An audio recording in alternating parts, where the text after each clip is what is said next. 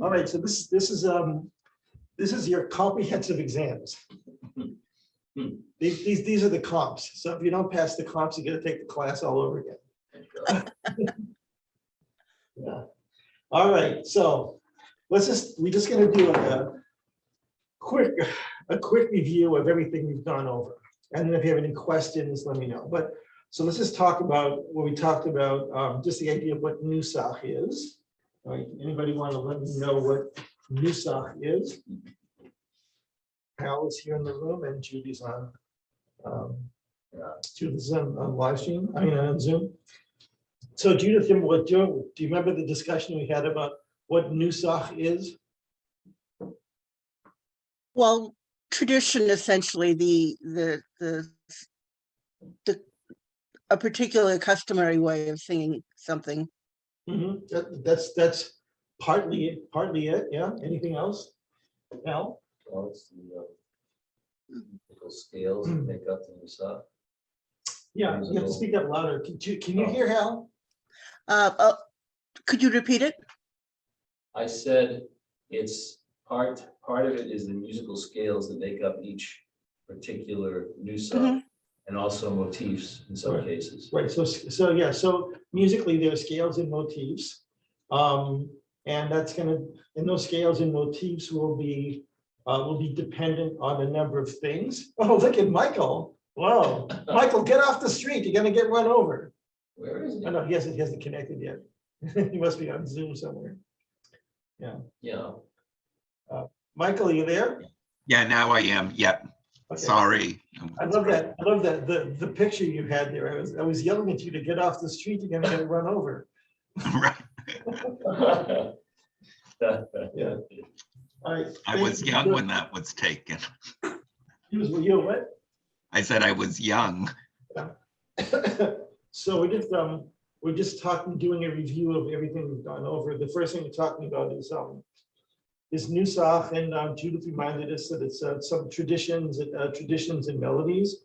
And Hal was talking about it's the scales, the scales and the musical motifs that make up how each of the different prayer services are chanted, and I was just adding that depends on whether you come from an Ashkenazic or Sephardic or Iranian or Iraqi or Yemenite or any other traditions which might have different musical scales and motifs for the way that services are done, but within each tradition it's going to be the same. And then of course historically we talked about, especially with Friday night, we mentioned that the Friday night evening service had been originally in some of the Ashkenazic tradition it was in a major key. And then it eventually shifted over to a minor key. So Nusach does change with time. Nusach definitely changes with location. It changes with cultural additions, with cross-cultural influences. So, for example, there are melodies that we think of as that are traditional melodies. But in fact, they come from an outside source. They've been counterfacted into the way that we do things, that we chant. The word Nusach itself means formula, which you can use for a mathematical equation or for a chemical equation, or can even be used sometimes for a recipe. Like if you're baking a cake. We can cut with the Nusach for that. So that's kind of the structure of what Nusach is. Let me give an example of something I was just thinking about in terms of like borrowing from outside traditions and then making it part of our own. And then kind of losing track of the fact that it actually came from an outside source. So for example, and how do you remember this? There's a melody that people will use for a Shabbat afternoon. We didn't talk about this. Shabbat afternoons we wrote. When you sit around the table after Friday night or Shabbos afternoon, you sit around and you sing all kinds of beautiful melodies. So there's a like I'm thinking of two musical settings for Lord Mishalo Achalu. And one of them is Somi Shalo Achalu Barchu Adonai Savanu Vehotanu Kivod Adonai. You know that one? Somi Shalo Achalu Barchu Adonai Savanu Vehotanu Kivod Adonai Hazan Meto Amo. Now that's not in the people say, oh yeah, that's a traditional Shabbos, melody. It's actually a German drinking song. So, but now people have forgotten that it's a German drinking song. They say, oh, it's a tradition. Another one that would come from Spain, which is the same idea. It's from the same text. Somi Shalo Achalu Barchu Adonai Avanu Vehotanu Kivod Adonai.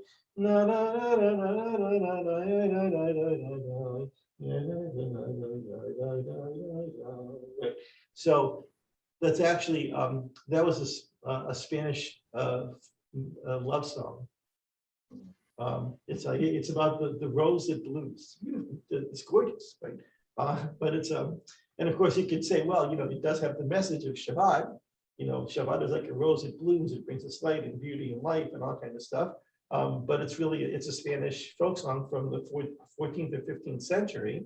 But many people have forgotten that there's an outside source for that. They think of it as traditional Nusach. The same thing that, all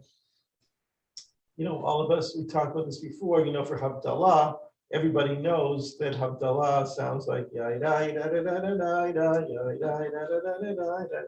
when in fact, that again is it's clearly composed piece for music by Debbie Friedman, and everybody knows it is published by her, but some people that don't, well, there are people that don't know that and think that that's what they call a traditional Nusach, the way we've always done it, but it's only been around 20 years maybe, maybe a little longer.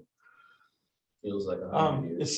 seems like a long time. I forget how long ago Debbie Friedman died and how and when her music really became mainstream in terms of Jewish tradition. But again, that's the idea of Nusach. Nusach will take some prayer modes and the prayer modes and motifs and scales that Hal was mentioning. Those go back to more than 1,000 years. It's in the Ashkenazic tradition. And some of the Ethiopian and Iraqi and Mizrach communities, their melodies go back further than that. So they do really have a cachet of being very, very long-running traditions of how to chant certain things. Anyway, so that's the idea of Nusach. I want a page and a half paper, number 12 font, double spaced. You think you're Josh? What? You think you're Josh? I think I'm Josh, God forbid. All right, so let's go back, and I don't know which books you guys all have. So I do have the Siddur Lev Shalom. I have the Siddur Sim Shalom for Shabbat, and I have the Siddur Sim Shalom for weekdays, which we can use for Shabbat Mincha. So which book does everybody have so that we can all be literally on the same page as we go over some things? I found when I'm remote that Sepharia. It's called Sepharia. Yeah. Sepharia. Yeah, so you can look at Sepharia, that's fine.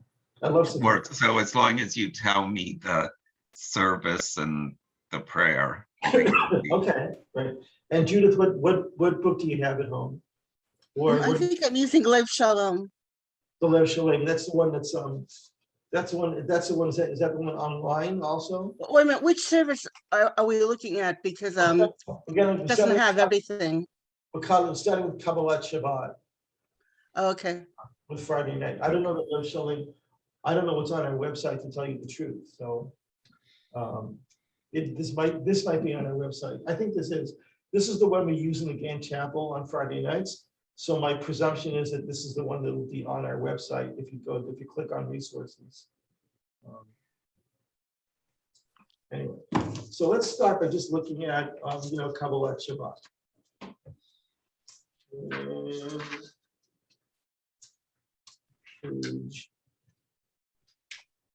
But one of the things that I'd like to do is on page 5 at the bottom of the page, Shalom Aleichem, right?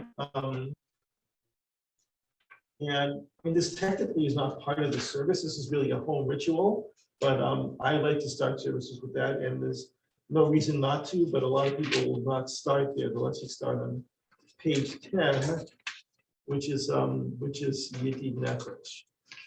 But let's just do a quick review of Shalom Aleichem.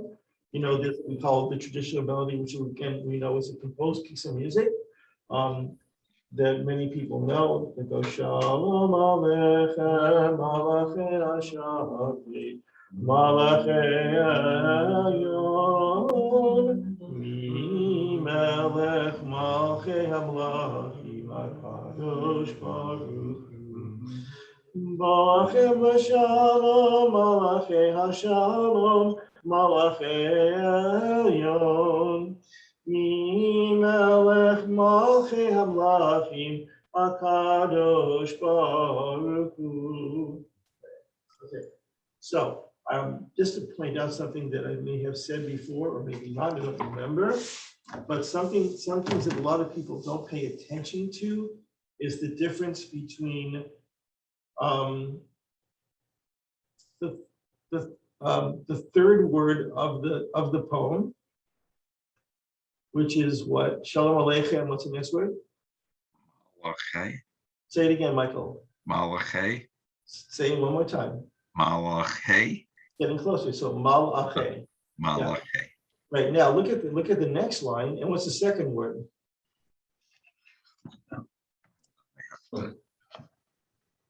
What's the next word? Malchei. Malchei. And people will pronounce these words as though they're the same thing. Shalom Aleichem, Malchei Hamlachim. Right? So, all right, so the different words. Malachei is Hamalachim. It's a contraction. It means Hamalachim shel. It means the messengers are angels. In the next word, Mi Melech Malchei Hamlachim, which means the king. Here they translate it sovereign. So Malachei is angels, and Malchei means kings of. They both speak Ufum.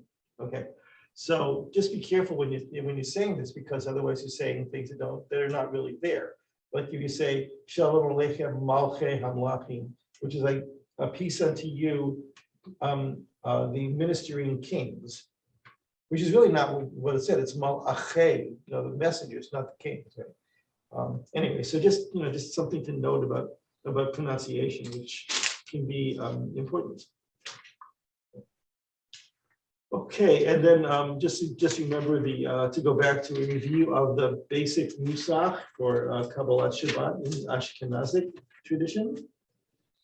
Well, we have the Yedid Nefesh. That's another poem that's an introductory song, the same way that Shalom Aleichem is. And you have, again, a varying number of melodies, like Yedid Nefesh Afarachaman Mishochav El Ritzonach Yarutz Evkach Kilo. Yeah, I think you know this one, right? Oh, I like the other one. And then better. it's Yedid Nefesh Avarachaman, Yedid Nefesh Avarachaman. That's another one. There are many different versions of this song, Yedid Nefesh Avarachaman. By the way, I don't know about this. So the second one was the one I'm more familiar with. Yedid Nefesh? Or Yedid Nefesh, the second Yeah. one you did. The first one I wasn't as familiar with. Oh, really? Okay. They're both very, they're interchangeably well known. Let's see. I'm just looking at.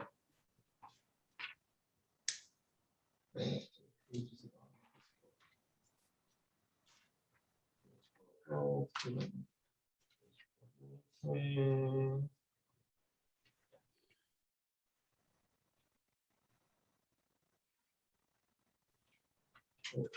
Now, what I think interesting, like if you have an older Siddur or an Orthodox Siddur, you're going to find that the text of Yedid Nefesh is not the same as this one. What you're gonna hear is Yedid, I'm going to do the first two I did. Yedid Nefesh Avarachaman Mishoch Avtecha El Ritzonecha, as opposed to Mishoch Avdach El Ritzonach. Right. So you have Avdecha and Ritzonecha. Why did they change that? Well, it depends on so Avdecha means your and Avdach means mine. Right. So it's just a matter of a different interpretation of the poem, and you find it published with both versions. So Avdach and Avdecha. And it took me probably about, I don't know, close to a decade to be able to sing Yedid Nefesh the way that it's printed in the Siddurim that we have, because I grew up with Mishoch Avdecha El Ritzonecha. Yeah, the Sim Shalom and the Lake Shalom are about the same. Yeah, but I think if I were to find an older, a different older Siddur, right. So you might notice that. You might say, hey, wait a minute, one of these is wrong. And it's not that something is wrong, it's just a matter of different interpretation. So the definitions, you have the three, the four stanzas of the poem. Why, and again, I think I've talked about this before, but the importance of the number 4. Why is number 4 important? Like in Judaism, we think, oh, what are the special numbers? 3, 7, right? But 4, not so much, although yes, much in some occasions. So what makes the number 4 special in Jewish tradition? The matriarchs, the 4 questions, the 4 cups of wine at Passover. Okay, you're onto something, by the way, Michael. The matriarchs is a little, yeah, okay. But the 4 cups of wine, the 4 questions, right? Right. So it's interesting that the Seder and Kabbalat Shabbat historically developed around the same time. Although there's an idea, if you go way back to the Mishnah, there's actually a brief Seder in the Mishnah, but the Seder becoming the text that we know now, which is much expanded from what there is in the Mishnah. The number 4 was significant. Oh, and there's the 4. Oh, there's 4 services at Shabbat for Shabbat. Right, that's correct. Yes, that's true. Yeah, that's true also. Okay. But that's a different question. Oh, okay. But I'm thinking about the number 4. So the number 4 is important because it was actually in reference to the number 3. So what happened is that there was a time where the number 3, that we tried to avoid the number 3 as Jews, because that was a time when Christianity was becoming really, really ascendant throughout the world. And we wanted to have nothing to do with the Trinity. So that's part of the history of our number. So for instance, Kabbalat Shabbat was developing around the same time. So this is why you have, in many of the poems, you have either 4 stanzas or multiples of 4. Anyway, so this is why this is one of the commentaries that I read not too long ago about why there are 4 stanzas in Yedid Nefesh. All right, then you have again the basic Nusach that we talked about for Kabbalat Shabbat. You have you have the opening melody, then pre-closing and closing melodies. Yeah, da da da da da da da da da da da da da da da, or da da da da da da da da da, and it ends the same way. Da da da da da da da da da da. What page you want? Okay, I'm on page 11 now, but I'm just like giving you an idea about, this is from the section of Kabbalat Shabbat, where Kabbalat Shabbat really starts, where you have the same repetitive group of melodies. You have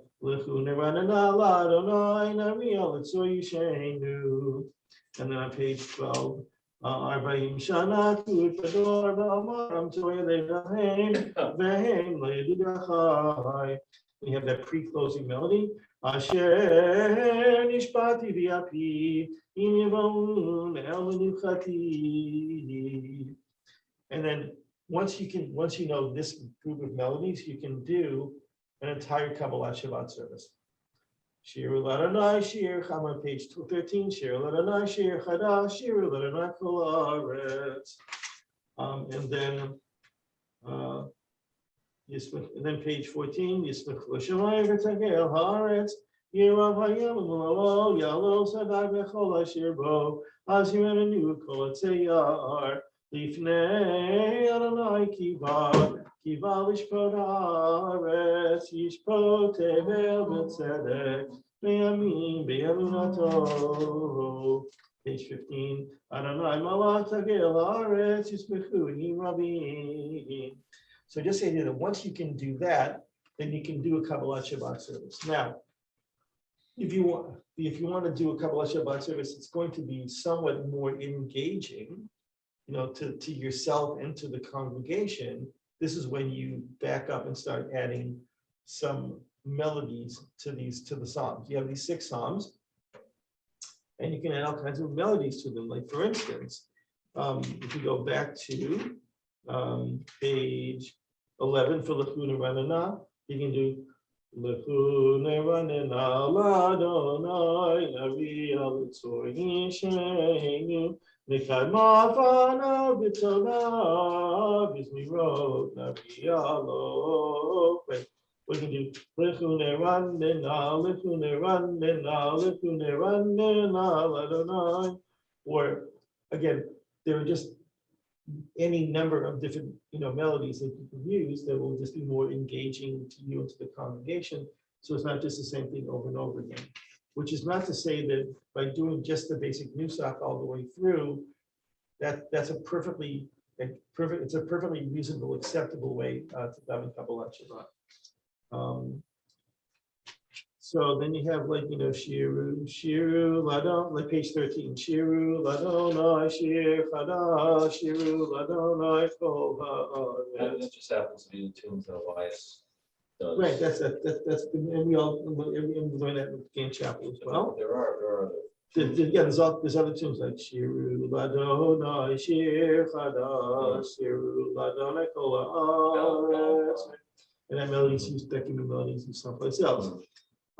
Sometimes people will bring in a Shabbat morning melody. For instance, on page 14, Yismechu Hashamayim, Yismechu Hashamayim, Yismechu Hashamayim, B'Tagel Haaretz. Right. So some people throw in the Shabbat morning melody there just to make it come more live to people. Let's see. Or if you look on page 16 at the end of the prayer, the 4 lines up from the bottom of the page, you have Or Zaru Alat Sadiq. There's again a number of tunes that you can use. Or Zaru Alat Sadiq, Ulei Yishrei Simcha. Ozaru ala tzadik ulei yishrei simcha. Or what is that? Ozaru ala tzadik ulei yishrei simcha. Ozaru ala tzadik ulei yishrei simcha. Lo Yisrael Simcha, Ozaru Ala Sadiq Yisrael Simcha, Lo Yisrael Simcha. In that case where you got Ohave Adonai, You don't, okay, just because there's a little line there doesn't mean you have to start there. you don't have to. Yeah. No, you don't have to. Well, but they use that for that whole tune. They have a study of that. I don't know that Friedman should come on Shabbat, in Shabbat alive. Yeah. What do they do? Ohave.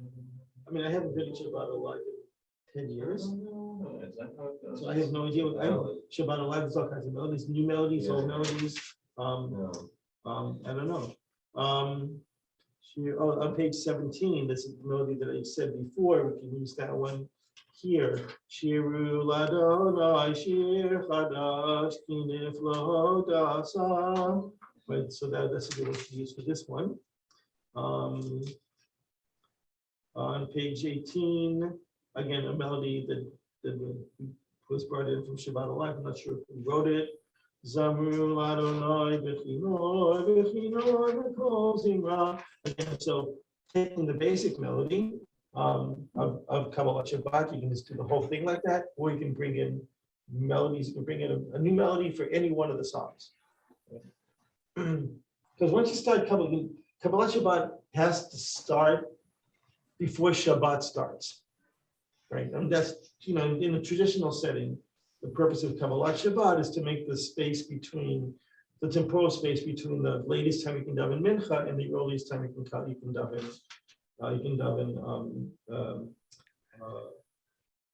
daven Marv. But it doesn't mean that once you start Kabbalah Shabbat, so you can actually go longer with Kabbalah Shabbat, and you can, because once it's dark, it doesn't really matter. Then you can, because you just have to make sure that you don't start, Shabbat davening until it's actually dark enough to start Shabbat davening. We don't do that here, but but the places that care about such things. Did Lahore, are they having their first 4 o'clock this Friday? Yeah. Yeah. But no live stream. No what? No live stream. No. Are you gonna be stopping with that at all? I teach by myself lessons. Oh, right. Anyway, we're just having a little private conversation here. It's okay. Hello, everybody. Okay.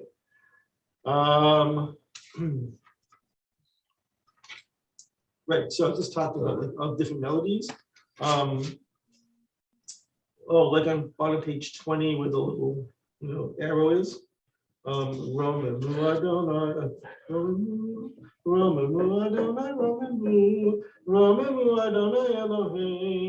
Adonai Eloheinu, Roman.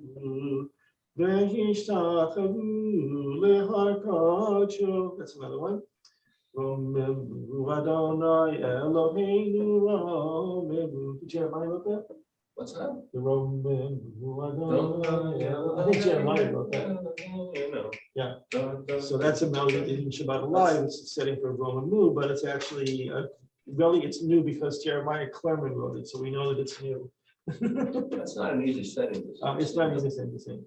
And then there's Psalm 21, which people always stand up for. 29. You say 21 or 29? Page 21. Oh, you said page Psalm, 21. Yeah, Psalm. Oh yeah, I said Psalm 20. That's not right. Page 21, which is Psalm 29. Yeah.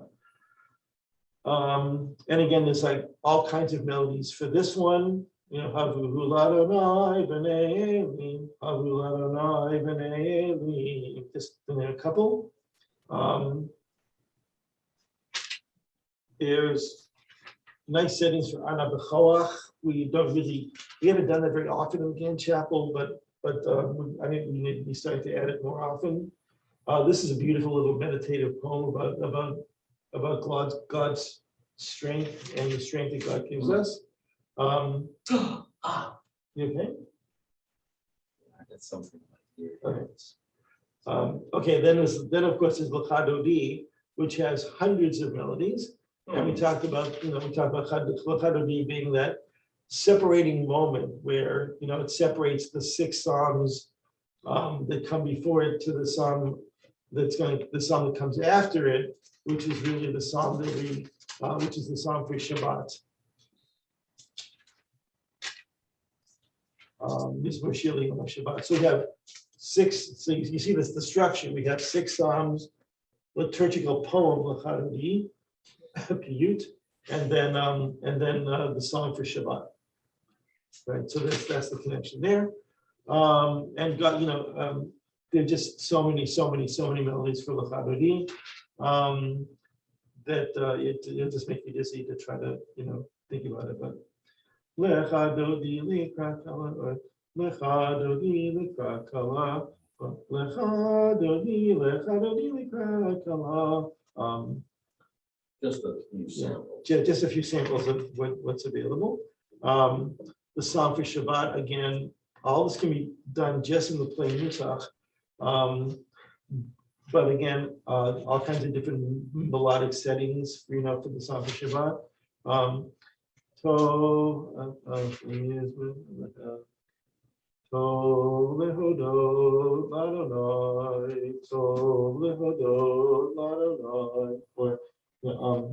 Anyway, I think there's so many different melodies for this song also. Generally, you start with Mizmor Shir L'Yom HaShabbat. Mizmor Shir L'Yom HaShabbat. Mizmor Shir L'Yom HaShabbat. Okay, let's say that. The Tzaddik Katamar, which people are familiar with. Extra credit for the person that knows where this melody comes from. Tzaddik Katamar Yifrach.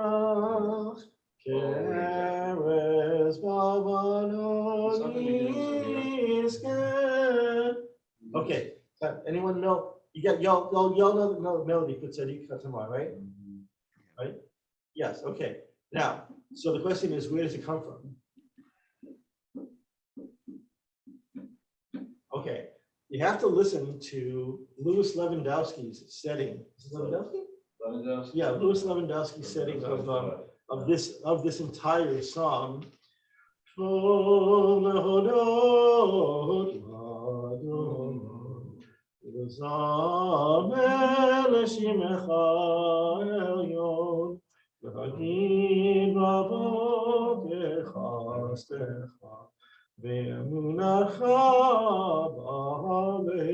Okay, so Louis Lewandowski wrote a setting of this, and when Lewandowski wrote settings of things for the synagogue, it was for cantor, choir, and organ.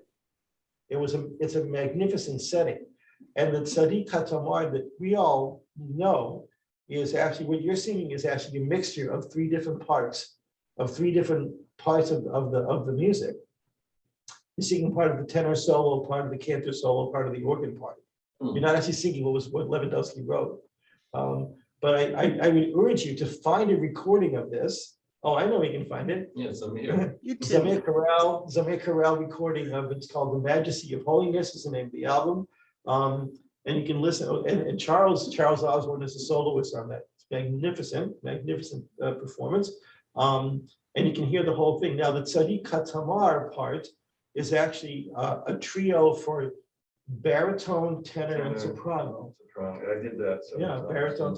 And what happens is that in the middle of this magnificent organ, the organ's blaring, the choir is singing, and suddenly there's this stoppage of sound, and out of this gorgeous little ethereal trio that floats out of nowhere. And when you hear that for the first time, you will never, ever, ever again be able to sing the Tzaddik Katamar the way we do it in synagogue. Because you're going to say, oh my God, I can't stand it. It's not, this other setting is so beautiful, Anyway, but that's where that comes from. I knew it was something. Yeah.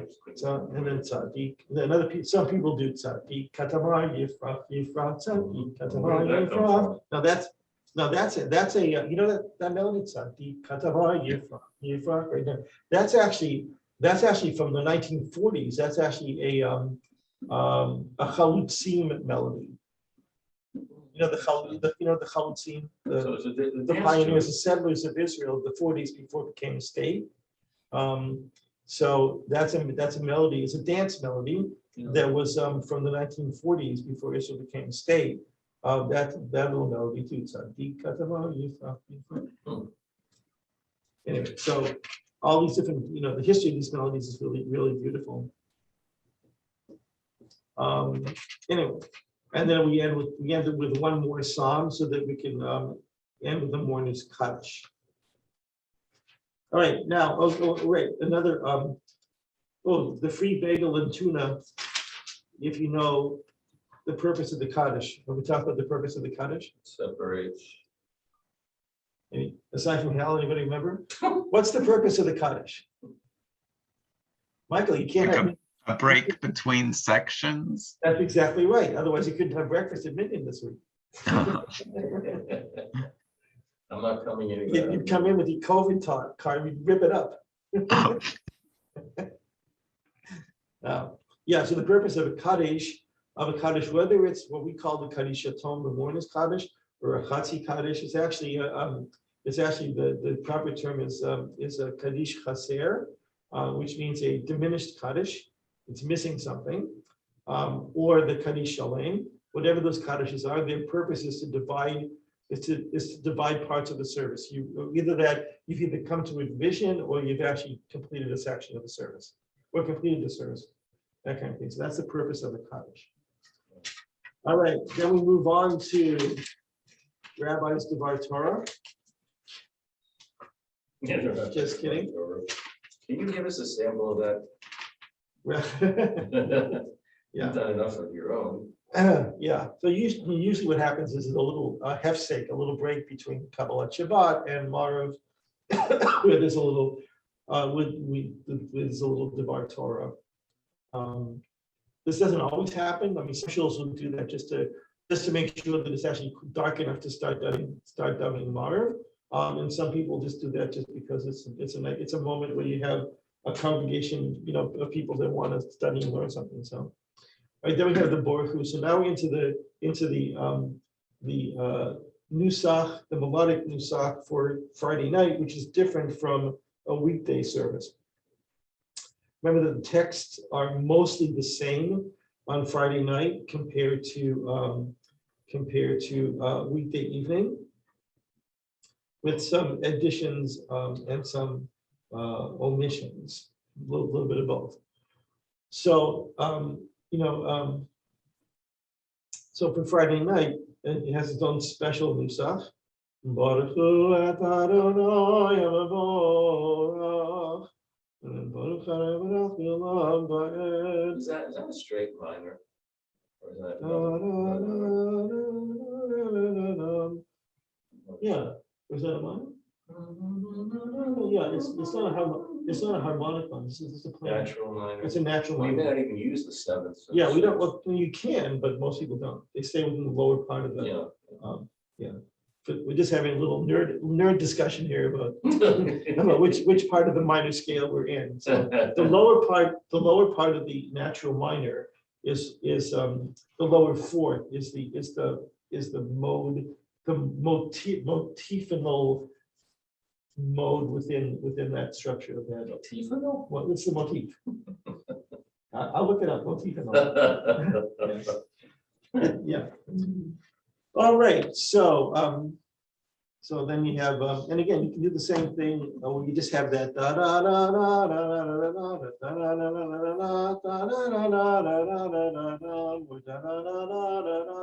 da for your concluding melody, and you can go through the entire Marv service on a Friday night, just knowing that little tidbit of Nusach.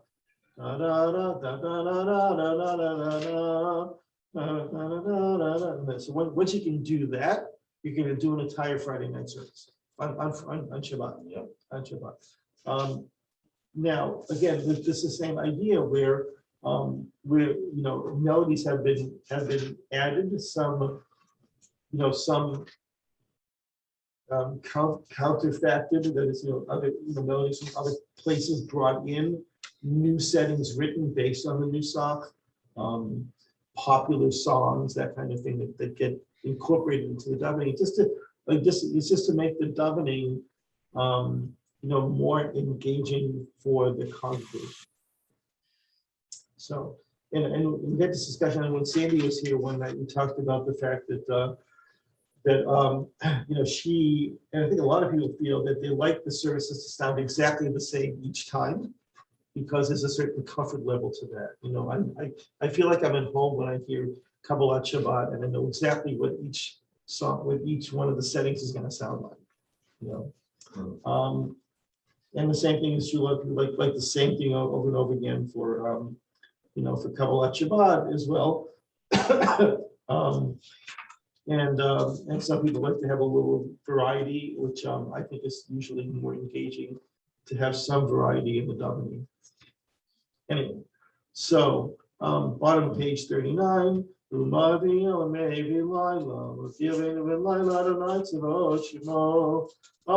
then we get to El Chai V'Kayam.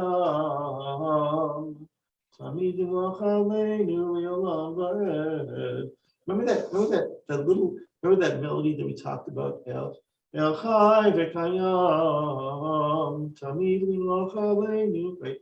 And that there was a discussion and nobody knew with that little alteration in Nusach, and it's the only time it occurs in the davening anywhere. And do you remember what that was called? I think it was from. Master. What does that say? Masterworks of Majesty.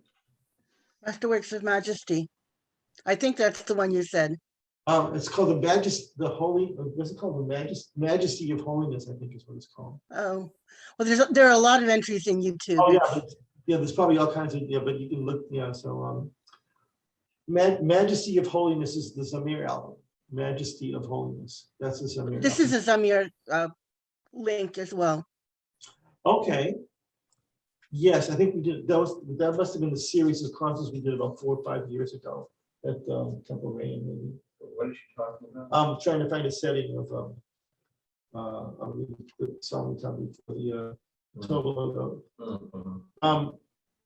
Yes, no, I just got. Oh yeah. So yes, I was asking the question about the El Chai V'Kayam. Right, the only time that melody ever appears anywhere, and nobody knew what to call it.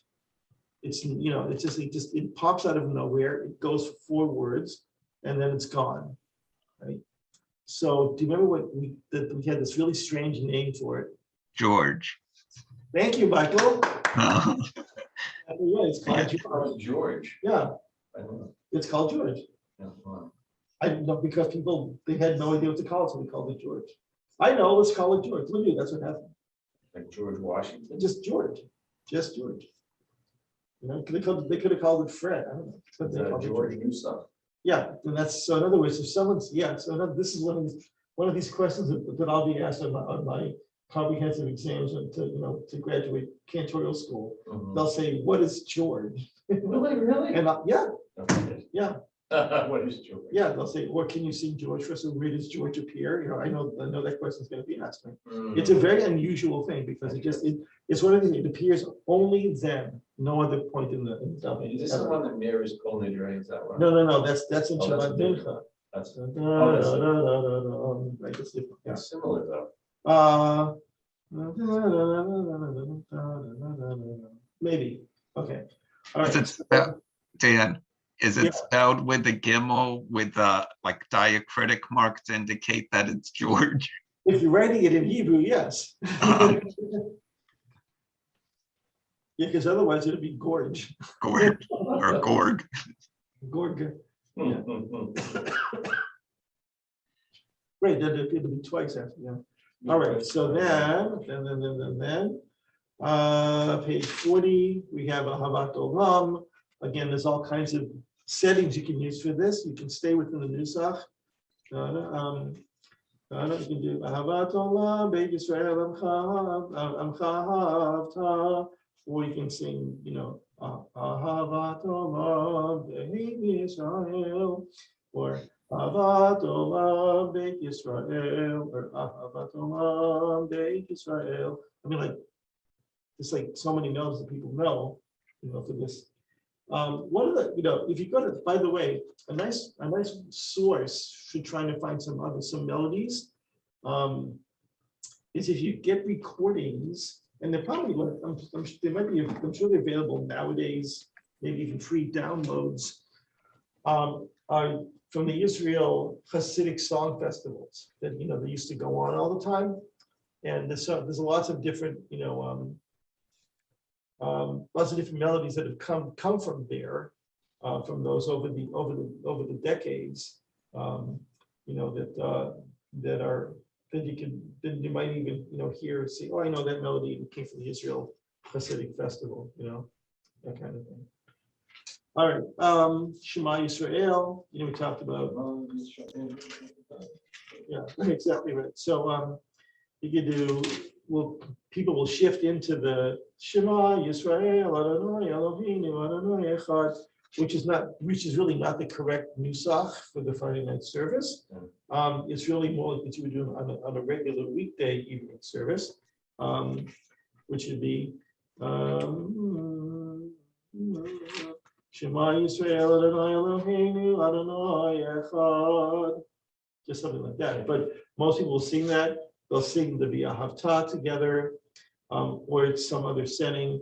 I don't recommend singing the last paragraph on page 42, which is all about the tzitzit. Since you're not wearing a talit, it doesn't make any sense to sing that one out loud on a Friday night. In Reform, they'll do V'ahavat Olam, and then they'll go to the Ma'an Tizkaru. Yeah, just the last few lines. right, which is fine. But they're not saying V'yasulam tzitzit al-kafei. No. Okay, so again, we have structure of the brachot. There's always the two blessings after the Shema and the evening service. This one's called Emet V'Emunah. Starts with the last word of 42 and goes on to 43. We have different melodies for Mi Chamocha on page 44. Mi Chamocha Ba'elim Adonai, Mi Chamocha Ba'elim Adonai, Mi Chamocha Ba'elim Adonai. Right, so again, all kinds of different melodies you can use here, or stay in the basic Nusach. Right. The other lines. That's true, yeah. Yeah. And again, adding the melodies just makes it more engaging for the congregation. So, yeah. Then you have the Shamru on page 46, and again, many different melodies for this. I'm sorry, can you go back for a second? Hashkivenu. Oh yeah, Hashkivenu. That's in Hashkivenu on page 45. As I said before, this is like up until this point, there's no difference in text between this and any other evening service. You could be, that's not true. Forget Saturday night, but like Sunday through Thursday, weekday evening, Vachadech evening service. I've been practicing my Spanish. It's Vachadech. Vachadech. It's Spanish. What? It's not Spanish, it's Yiddish. It means weekday. Vach. Right, that's what I thought. Yeah. All right. Right. So again, there's some beautiful melodies for Hashkivenu. I'm going to say Hashkivenu, sorry. Or again, based in the Nusach, Hashkivenu Adonai. It's like so many different melodies, some old, some new. The Vishamru, Vishamru B'nei Yisrael, Vishamru B'nei Yisrael. I mean, again, many melodies. Remember this is something I pointed out the first one went through this, which is the Chatzi Kaddish at this point in the service. So remember what I mentioned about this particular Chatzi Kaddish? Yes, of course. Yes, of course. Of course. Where it happens. Where it happens, right? I can't say occurred. Okay. So the melody for this particular Chatzi Kaddish occurs here and one other time.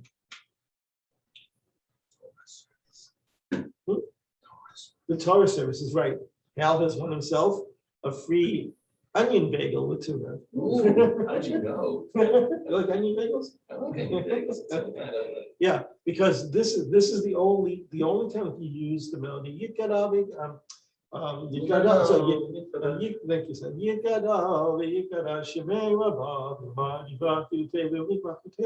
That's used on the Torah service on Shabbat. Notice it's the Torah service on Shabbat morning. No, that melody is only used for the Torah service on Shabbat. And on Friday night.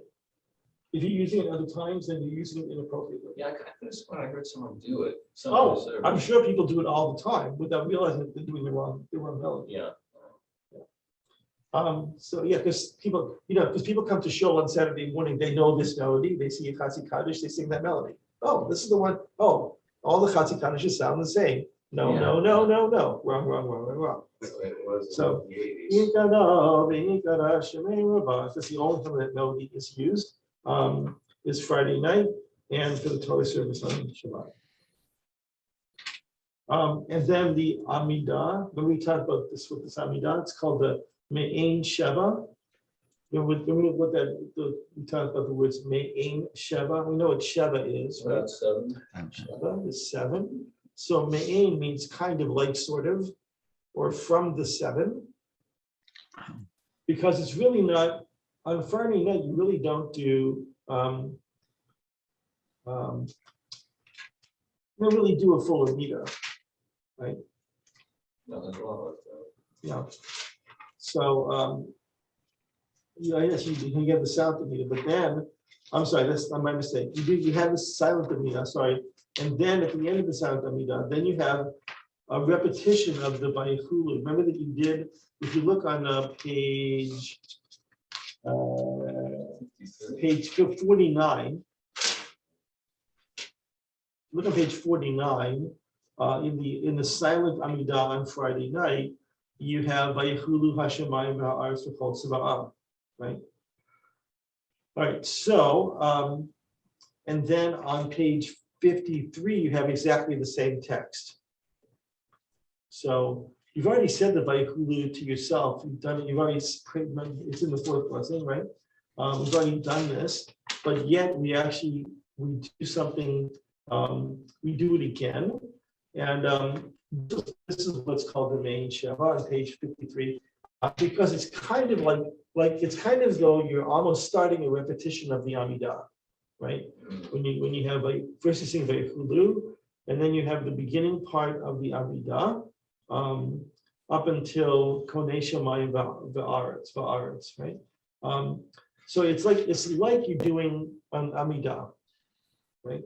But not really, because we never actually ever do an out loud Amidah at night.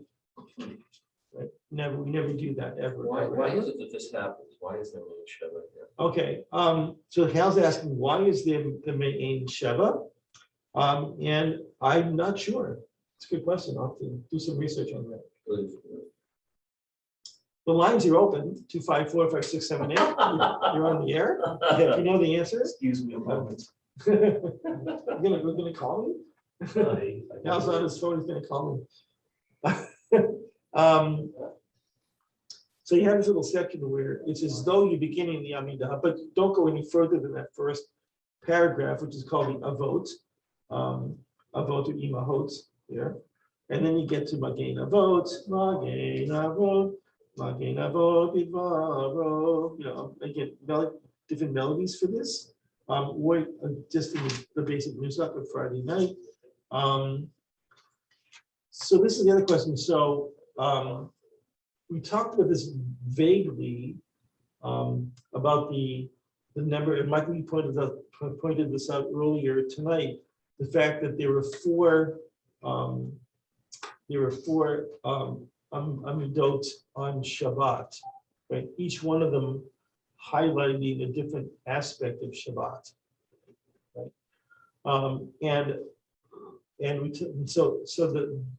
Why is this called Me'ain Sheva? Here they call it symbolic repetition of the Amidah. So what's the Sheva for? So 7 of the prayers aren't there? 7, right? So it's number 7, because that's the number of blessings there are in the Amidah on Shabbat and on festivals and on the high holidays.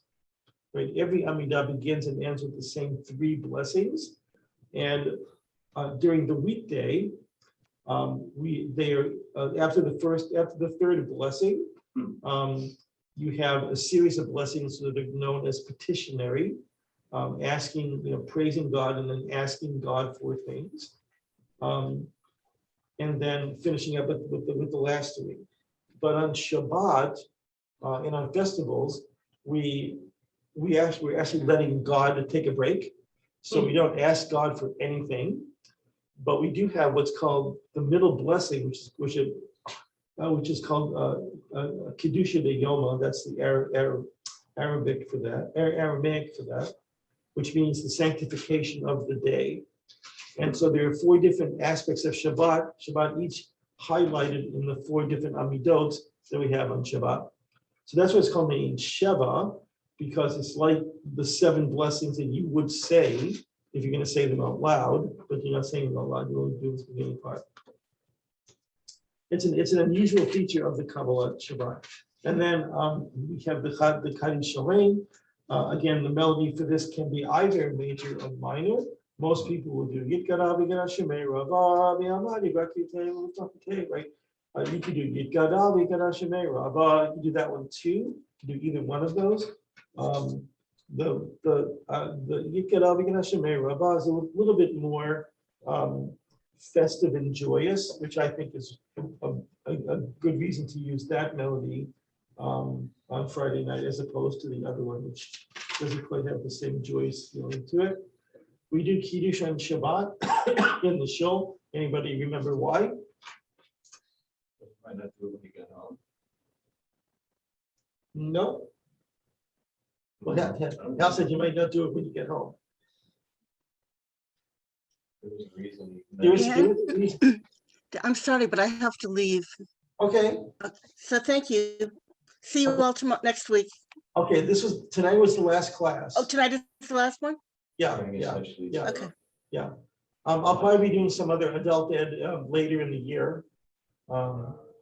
But I was thinking of doing something a little bit even more pedantic, just like just going through the minutia of leading a weekday morning service or an evening service or an afternoon service. It's like that. Yeah, that'd be good. Yeah, I mean, some people have asked me for that.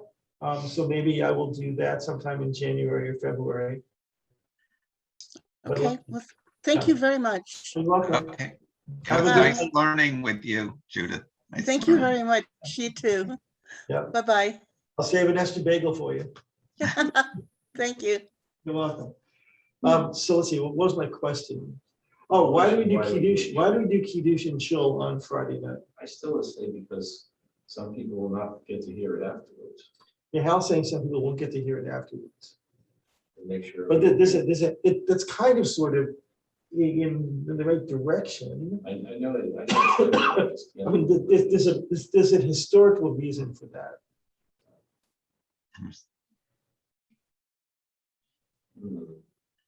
I mean, did people often have a communal dinner at the synagogue on Friday night? Oh, A round of applause because you are correct. Mhm. In the Middle Ages especially, there are itinerant travelers who would actually sleep in the shul because there's no place for them to go. And so there'd be Kiddush followed by a meal in the shul. Now, the Kiddush followed by the meal would not be part of the service. But this is a remnant of that placed here before the end of the service. Whereas, in the Middle Ages, this Kiddush would not have been in this location of the service. It would have been, when you sat down to your meal and you did Kiddush and motzi and ate. Yeah, but that's a good point. Like exactly like that. So we have the residual of doing that, and then that residual kind of traveled a little bit because then you also have the residual of doing Kiddush on Erev Yom Tov, like on Pesach and Shavuot Sukkot, you do Kiddush in the shul, even though you're really not having a meal in the evening. The same thing is true on Erev Rosh Hashanah, and also the second night of Rosh Hashanah, where you actually have the Kiddush in the shul, even though you're not sitting down to have a meal. So that's a residual that God morphed into and added into something that, it really has no reason to be there. It has no reason to be there except that it's a historical remnant. This, you know what? It's like your appendix. Think Can about I that. mention something that trips me up every year? And Yeah. it's with, with Yom Kippur. Yes, We say it's Shabbat, Shabbaton, yes, and I always have to think, when you're eating your meal before Yom Kippur, are you supposed to be saying Kiddush or not? I mean, I've concluded you don't, the answer is, but like every year I feel like I have to research this. yeah, well, the answer is you don't, right? Ah. Because the Kiddush is the sanctification of the day followed by a meal. Which is So something. the followed by the meal is the Yeah, operative. exactly. clause. The It's operative. not- Yes, yes. So, right, so, and you're not actually, you shouldn't be having, after you, yeah, so there's no Kiddush prior to, with the exception of when Yom Kippur falls in Erev Shabbat, where you do make the Shabbat Kiddush at home when you have your meal, prior to the start of Yom Tov. That's the exception. So on a Friday night, If Yom Kippur starts on a Friday night, you do at home a Kiddush for Friday night. Without no, there's no mention of Yom Kippur, you just a regular Kiddush for Friday Right. night. Yeah.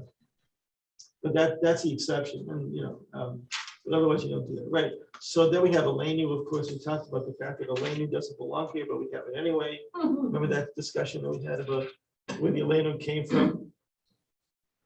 The Aleichem came from the Malchuyot section of the Rosh Hashanah Musaf service, and that's where it should be, and yet it's spread to like all over the place. Because it's a virus.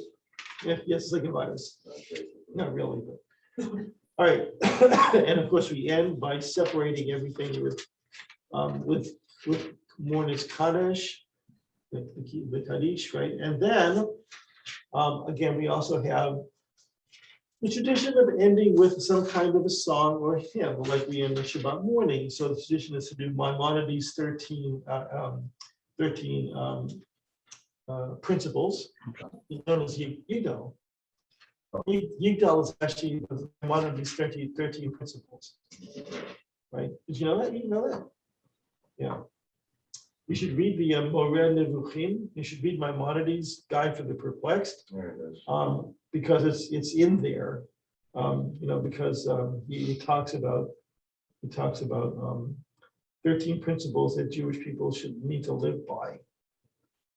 And then someone put it into a poem so that you wouldn't forget it. It just has the dead coming alive. It sounds like. A Yes. lot of people say it shouldn't be done. Why shouldn't, wait, Hal They is saying, objected. Hal objected, yeah, saying that, No, The Mechayeh they HaMeitim. objected. yes, They- right, some, they are. they people, well, yeah, because there's some people that don't. But on the other hand, think about this, Hal's talking about the fact that one of the 13 principles is that God brings the dead back to life. God with great mercy will give life to the dead. Also, it looks like. Yivdod mechake ketz yeshuato, meitim yechayel berov chasdo. Right? Now, okay, and I can see where people might have a problem with that, but let me ask you a question. If you have a problem with that, can you do the Amidah? Baruch atah Adonai mechayeh hametim is part of the Amidah, which is say Right. three times a day. So resurrection of the dead in some form, whether you take it as an allegorical or as something as reality, is part of the Jewish tradition that goes way back, way before Christianity, way before Islam. Just to make that clear. Yeah. Well, unless you're in reform. which is what I'm Reform movement does not do that. They also leave out, some Reform text also leaves out the idea of Asher Bachar Banu Mikol Ha'amim, that God chose us from other nations. Right? And are, But I would argue that this is the kind of thing you can argue like forever and ever and ever about. And obviously, different movements of Judaism are gonna have different ideas about that. But if you read the text with any even Peshat, Peshat is like the basic reading of the text without even interpretation. It's very clear that God chose Abraham and Abraham's descendants to give the land of Israel to. That God chose us. Right? It's there in the text. So if you're taking that out of your blessings, do you then take that out of the text? Do you then not follow or believe in the Torah? I mean, that's the argument I would make. I'm sure the people have made very cogent arguments, for and against, but I would just say that on a very, Aristotelian logical, almost Pythagorean, logical format, if the text says this, then that's what the text says. And if you don't want to believe that, then you're not part of the larger group that believes that. But that's a complex question. I'm not gonna pontificate any more about that. When I because- did the service last week, I forgot that we do Yigdal. So I'm standing there thinking, oh, we're done, Yeah. And now we're gonna end with Yigdal. Oh, shit. Yeah. And I had to quickly just do fortunately, I knew the tune, Yeah. the traditional tune, I guess. No problem. Well, traditional tune, which one? Well, yeah, I know, like Yigdal. Well, I grew up with. Yeah, so Michael, did you have something else you wanted to ask her? I guess also, at least I know at Temple Manual, we tend to conclude Friday night with Yigdal and Saturday Musaf with Adon Olam. Yeah. But Could you ever reverse those, or? Yeah, there's no reason not to, because you really just ending the service with some kind of a song or hymn. So you could, I have been to places and I've done this occasionally also on a Friday night where I've ended with a Adon Olam or some other song or some other hymn.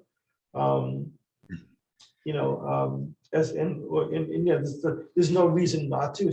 It's become formulaic that this is what you do, but it's not necessarily like that.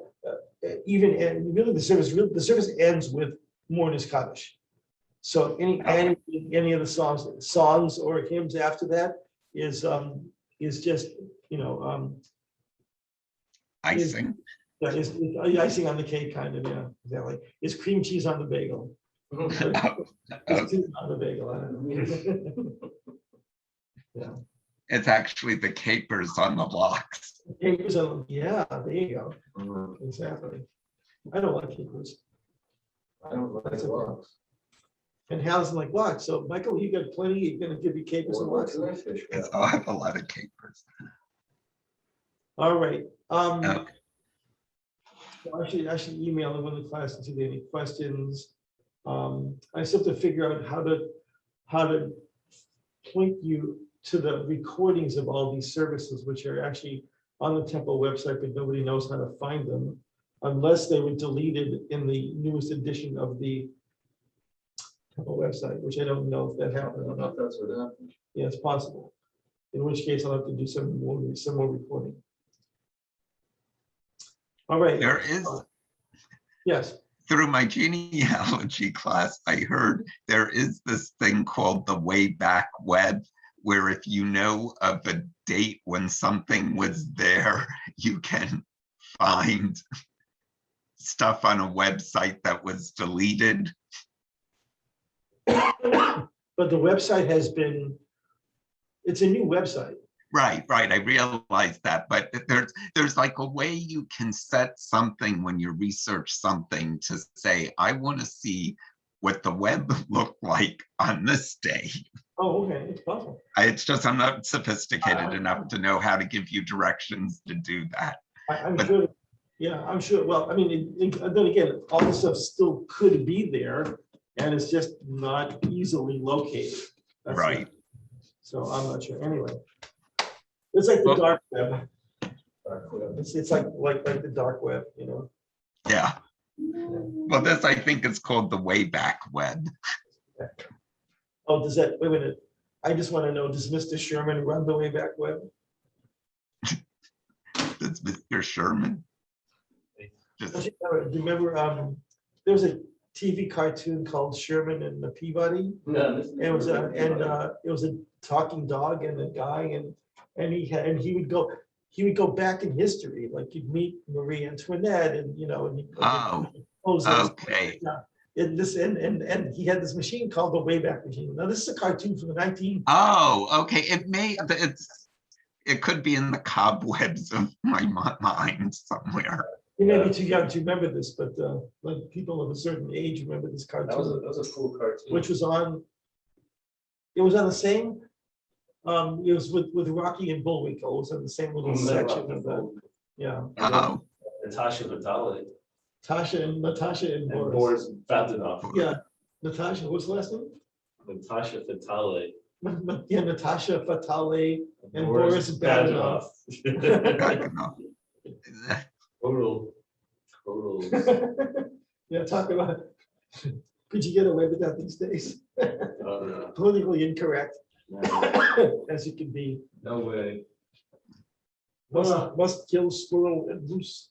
All right. So, Okay, well, so yeah, thank you, Dan Yeshikoa. Thank you for anybody have teaching any- us. Yeah, you're welcome. Anyone have any questions about anything, just like text me or email me and we'll try to try to look at it again. Okay. All right, well, have a good night. Okay, thanks a lot. You're Bye-bye. welcome. You're welcome.